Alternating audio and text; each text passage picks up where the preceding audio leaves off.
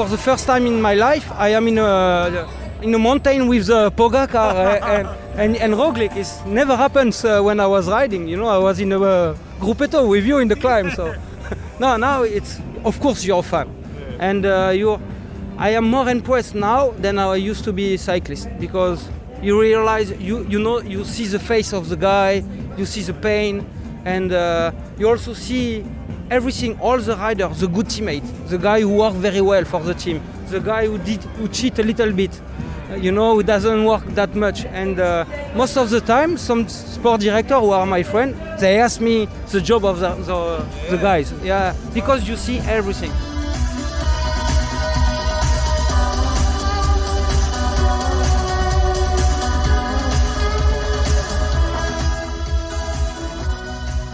Well, g'day guys. That was a snippet from last week's episode over at the Tour de France. I hope you enjoyed that episode. That was me on the road with the cycling podcast, and I grabbed a few snippets for you guys just to give you a little bit of a backstage pass of what the Tour de France is like. If you haven't been there before, if you're wondering what it's like, or if you've been there before and you're just wondering what's the vibe like behind the red tape, I try to capture that for you in last week's episode, talking to all different people, and I certainly had a fun time with the cycling podcast, with Lionel, with Francois, recording over 10 days of the Tour de France, catching up with old mates, and just getting the whole vibe of that big beast, the Tour de France, starting up in Denmark, heading over to France. But now I'm back in Australia, here, bringing you another episode of Talking Luft. Before I headed back from Europe, of course, last week I spoke about it, that Palace-Rapha collaboration. Now, the podcast this year is being brought to you by Rapha. They're a proud partner of Life in the Peloton this year, but I am very jealous looking across the red tape and seeing all the EF boys in that collaboration kit. We spoke to Magnus last week about the kit, and this week we're speaking to Tom Southam about the casual wear, because I actually love the casual wear and I want to get my hands on some of that. So have a listen to what Tom has to say about this stuff. My personal favourite is the long sleeve t-shirt. I'm really into a long sleeve t-shirt these days, and I think this one's it's kind of nice. It's it's bold, but it seems to work. The trousers with the zip-off legs are going to come into their own at the top of a mountaintop finish. I've been thinking about this. You get up there in the team car, sometimes it's cold, but you're underdressed from the stage. Just going to zip those on, be toasty as. Hop in the back, tell the mechanic to drive down, chill. That's what I love about Rapha. They love putting out crazy cool stuff. The casual wear is as good as the cycling wear as well. They're not known for that, but they do put out some amazing casual wear as well. You may have heard me talking about it last week, or you might have seen it on social media, but we've collaborated again with S3.E14 Cycling after much success and a lot of fun collaborating with them last year at the Worlds in Belgium, making the Belgium Worlds t-shirt special edition with them. It was a lot of fun, and I loved putting out a cool product for the Worlds. We thought, well, let's do something else. Let's do something for the tour, and we decided to do the Road Less Travelled. The idea of this t-shirt is there may be a bike race happening, but why not enjoy the road less travelled? Stop for a sip at a local brewery, enjoy the sights of a medieval city, or fill up on the taste of the region. We've made a list of the places you'll find us exploring from the start to the finish on this year's Tour de France route. That is in a cool design that Rachel Peck has put together, and S3.E14 Cycling has helped us put it on a t-shirt for you guys to have. It's a limited edition, there's only a few left, so get yourself across to s3.ecycling.com and get yourself one before the Tour de France finishes, and post about you wearing it at the Tour de France. I've already seen some of them at the tour as we speak. People have bought it, they've got it out to them, and they've gone to the tour wearing this t-shirt. It's pretty cool. So guys, get your hands on that, s3.ecycling.com. This week now, we've got Talking Luft for you, and I've kept on the same theme as last week. It's a snippet episode of Talking Luft. I've tried to gather as many pros as I can, just to get a little bit of style, but this time it's got a bit more pressure on it because, I'm talking to them about the race, and the next second I'm talking to them about Luft. Some of the guys were thrown off a little bit, because one time I was asking them, tell me about the stage, what happened today, and then the next question I'm asking them, BWS, beer, wine or spirits. Anyway, sit back. I know you guys know how this rolls. Let me know what you think. Enjoy.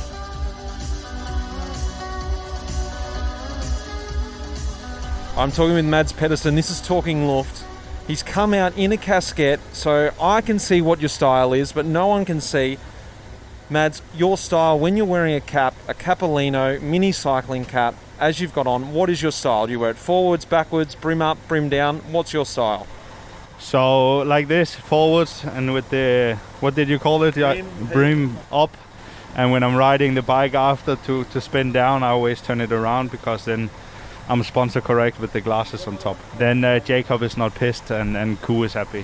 What about this then? If you could have raced back in the day when they didn't have helmets, what would your style have been? Would you have done a headband? Would you have done one of those sausage helmets, the leather helmets, or a cap? What would it have been? Cap opposite, like... Reverse. Exactly, like this. With the brim up, so it doesn't fly off. Exactly. Marco Haller here. We're going to talk a little bit of Luft. Headphones or no headphones when you go out training? No headphones, definitely no. Do you read books or watch Netflix when you're back in the room? None of that actually. I love to close my eyes and listen to podcasts. Life in the Peloton, I guess. Absolutely only that one. BWS, beer, wine or spirits? What's your poison of choice? Beer. Any specific beer? No, I need to say that Austria is doing a good job on the beer front. My brother's living in Prague, so I'm set up there good as well for a off-season brew. CCC, cake, cheese or chocolate? Oh, there's no ice cream in it, is it? Cheesecake, someone said chocolate cheesecake. That's a way around it because you cover all three. That's a good one. I maybe should join this fella. And lastly, war story. Everyone's got a war story. What's one of those days where you're just like, oh my gosh, this day was epic? Man, I'm 11 years in the circus now already, so I feel like I have a couple of stories to tell, but maybe my hunger fled up to 10 years in last year's Tour de France in the rain and cold and like 2,400 meters of altitude. That's probably the most recent one, yeah. Didn't think you were going to make it? I was really getting close with time limit. I was actually in a nice group. I knew I had no stress at all, but then like keep doing this amateur mistake of not fueling enough, and then you're just like going nowhere suddenly. And it was tight. Here we go. We're talking Luft with Jorgensen. Mate, crosswinds or mountains? I would say crosswinds. A little more fun. Crosswinds? Yeah. I mean, look, mountains you just suffer and you're just going slow and painful. Crosswinds, at least there's a little bit of action, you know? It's like there's a crash maybe, pushing people around. It's a little more fun. All right. Favorite rider of all time? Whoa, great question. I'm going to say Lance Armstrong. Controversial, but yeah, definitely my favorite rider of all time. Favorite rider right now? Ooh, another good one. I really like the style. I'm just going to say Niels Paulett. I really like, I think he's a super good rider, great teammate, but also super good rider in his own right. I really like how he rides. And when you go on the bus and you're just about to step back on the bus now, that one bit of race food that you go, oh yeah, I love this piece of race food. What is that? Your favorite piece of race food? I'm going to say a neutral flavored gel. Oh, that's horrible. No. I don't know. I think we have these little speculoos sandwiches that are pretty good, but I don't know. I don't enjoy eating so much on the race. It's just kind of putting the stuff in your mouth. Rice or pasta, Schultzy? What's your food of choice? Pasta. But I'm a big risotto fan. Plain rice? No. But risotto, yes. But if not, pasta always. Well, then how about this? How's your breakfast? Do you have a normal breakfast or do you have dinner at breakfast? You know, as in you eat pasta and rice in the morning. You know, what's your pre-race meal? There's no signs of dinner at breakfast. Breakfast to me has to be sweet, maybe a bit of savoury with an omelette or something on toast on the side, but I'm a fiend for porridge and fruits and honey and all that sort of stuff in the morning. I don't go near rice or pasta, absolutely not. Pierre, we're going to talk a bit of Luft. What is your favourite piece of race food that you put in your pocket when you get in the bus, you look in the back of the bus and you think, oh yeah, this piece of food, I love this, I'm saving this for the race. What is it? Yeah, it's some bar made from my assistant. Is homemade bar.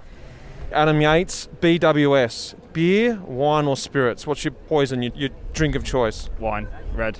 Taco, Talking Luft, crosswinds or mountains? Crosswinds. No, that's the easy one. Training or racing? Racing. Connor Swift, talking a bit of Luft. Best part of a race, mate?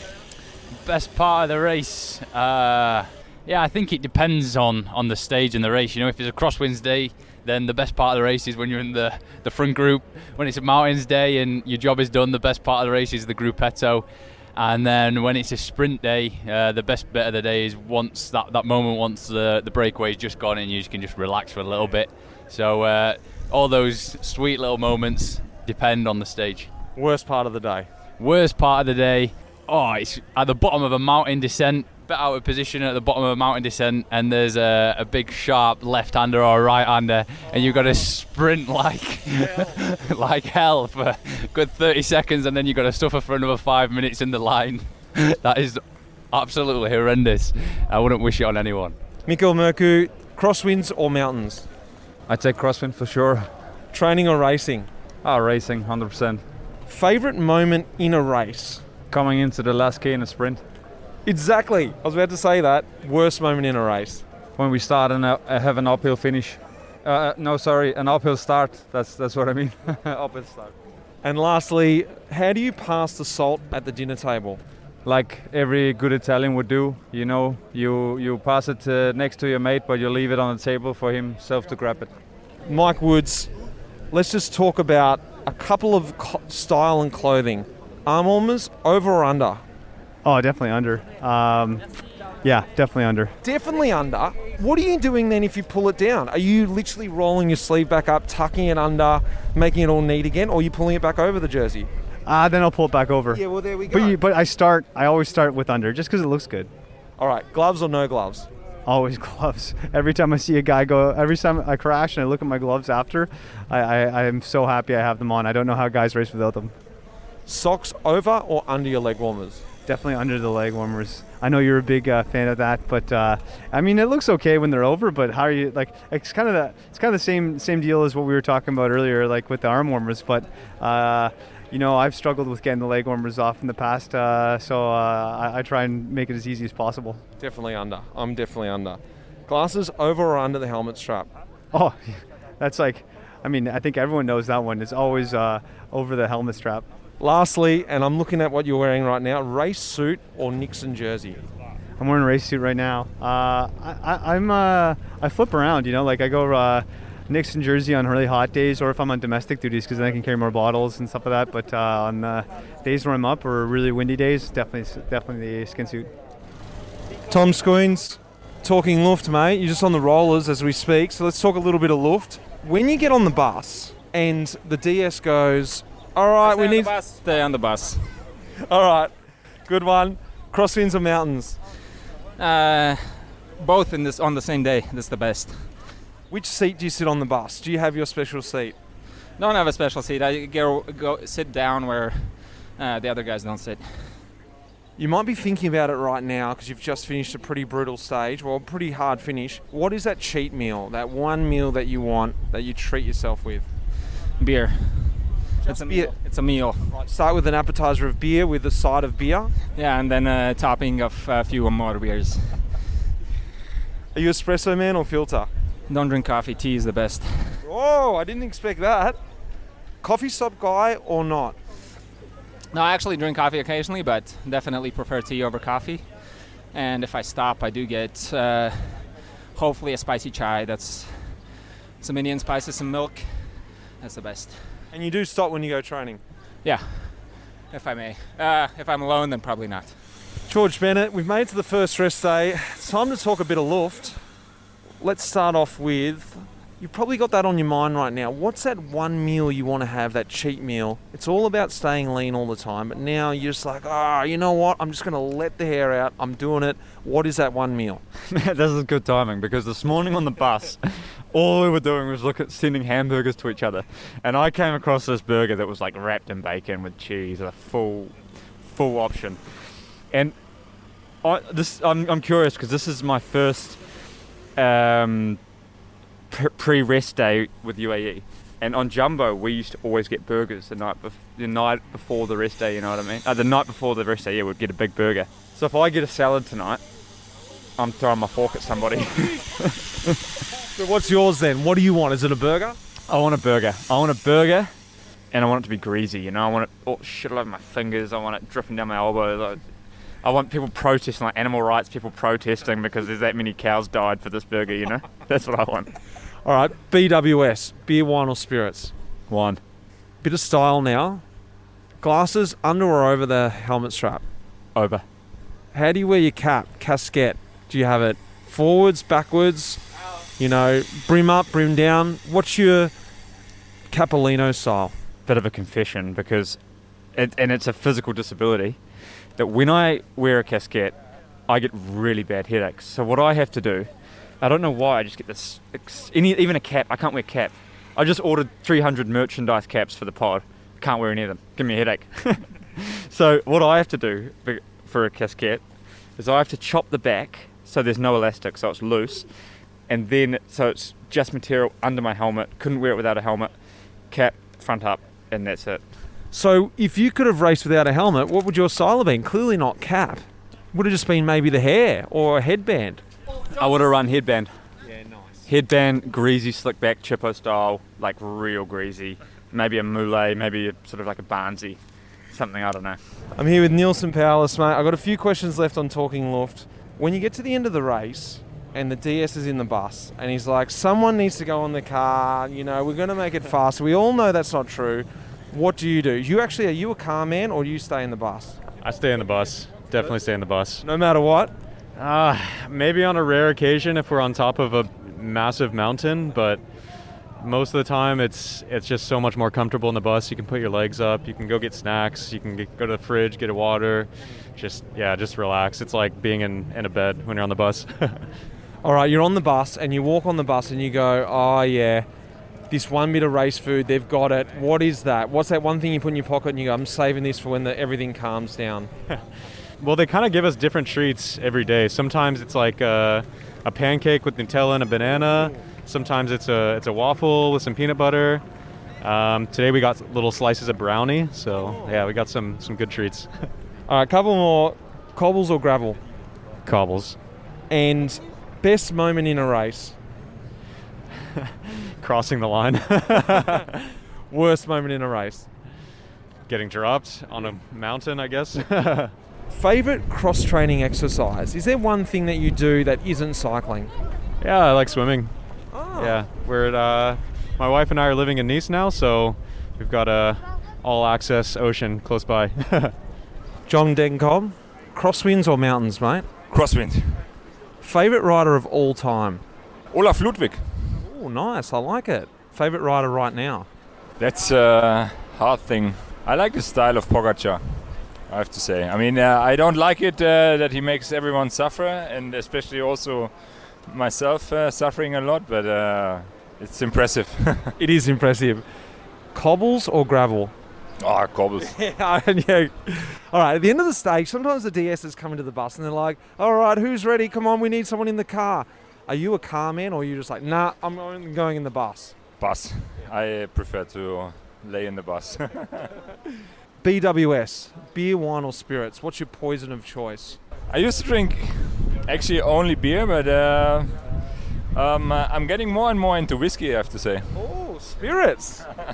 This is a big one, or maybe not, a war story. This is one of those days where typically the Giro produces great war stories, or Roubaix, or whatever it is, where you just go, you know what, this was just a day. What was that day? For me, one outstanding day, really outstanding day, was Milano-San Remo 2013. Yeah, that was something for the books.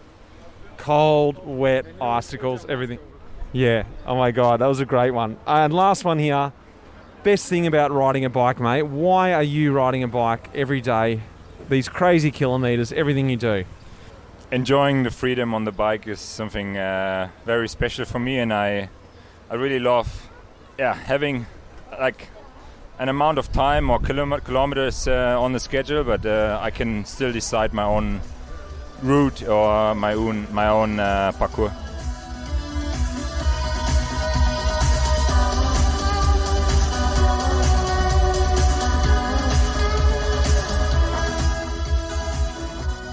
Well, there we have it. The last 2 weeks, a bit of a different episode, but keeping that Tour de France vibe because the tour is amazing this year. I've really enjoyed watching it as a spectator, probably more so than any other year. I think I've just enjoyed it more being a fan, not being a pro, and being able to sit back and just enjoy watching the tour. But I really do think it has been a bit of an epic edition as well. We're in the final days now, and I'm excited to see what's going to happen at the very end of this.